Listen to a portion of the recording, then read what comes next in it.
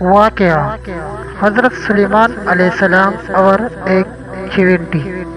حضرت سلیمان علیہ السلام نہر کے کنارے بیٹھے ہوئے تھے کہ ان کی نگاہ ایک چیونٹی پر پڑی جو گیہوں کا ایک دانہ لے کر نہر کی طرف جا رہی تھی۔ حضرت سلیمان علیہ السلام اس کو بہت غور سے دیکھنے لگے۔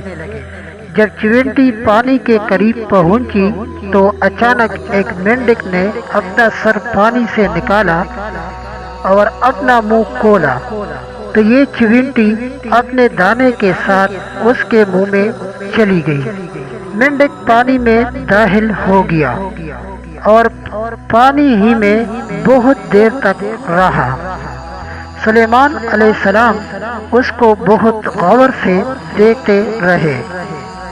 ذرا ہی دیر میں مینڈک پانی سے نکلا اور اپنا منہ کھولا تو چیونٹی باہر نکلی، البتہ اس کے ساتھ دانہ نہ تھا۔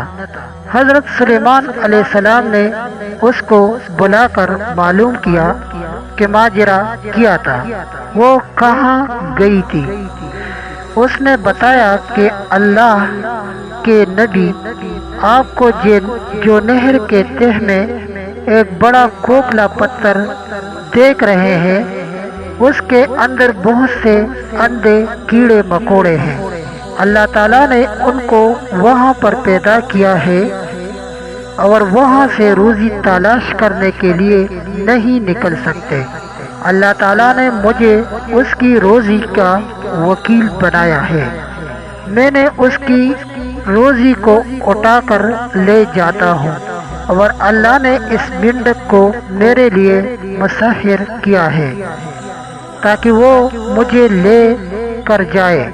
اس کے منہ میں ہونے کی وجہ سے پانی مجھے نقصان نہیں پہنچاتا، وہ اپنا منہ بند پتھر کے سوراخ کے سامنے کھول دیتا ہے، میں اس میں داخل ہو جاتا ہوں۔ جب میں اس کی روزی اس تک پہنچا کر پتھر کے سوراخ سے اس کے منہ تک آتی ہوں تو مینڈک مجھے منہ سے باہر نکال دیتا ہے۔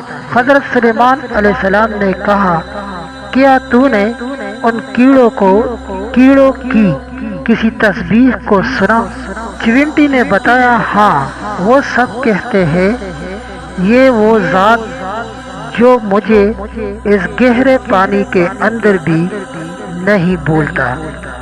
سبحان اللہ، ماشاءاللہ۔ ویڈیو اچھی لگی تو آگے لازمی شیئر کریں۔ والسلام۔